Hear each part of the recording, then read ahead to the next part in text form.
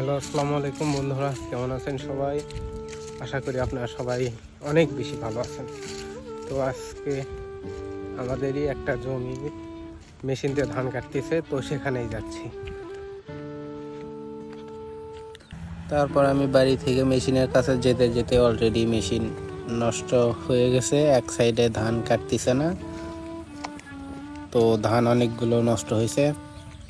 আজকে সকালে যে এই জমি কাটা হলো।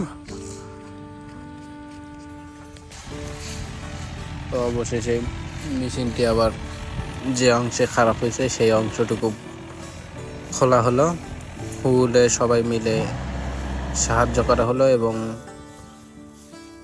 মেশিনের ড্রাইভার সেই সমস্যাটি ঠিক করলো।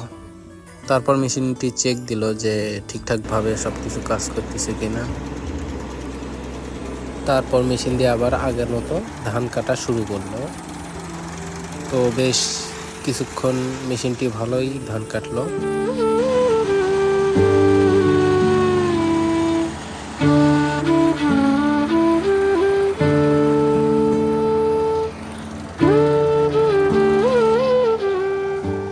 তো এইভাবে মেশিনটি বেশ ভালোই কাজ করলো।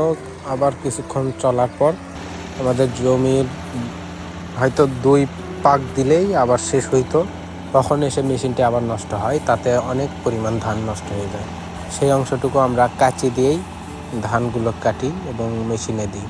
তো তারপর আমরা সেই ধানগুলো অনেক সন্ধ্যা হওয়ার পরেও বাড়ির দিকে নিয়ে যাচ্ছিলাম একের পর এক।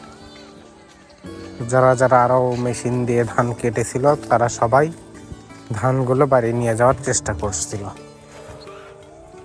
তো আজকের ভিডিওটি এই পর্যন্তই। আশা করি আপনাদের ভালো লেগেছে। ভালো লাগলে অবশ্যই লাইক, কমেন্ট, শেয়ার এবং ফলো করে আমাদের পাশেই থাকবেন। আল্লাহ হাফিজ। খালি কাজ আর কাজ।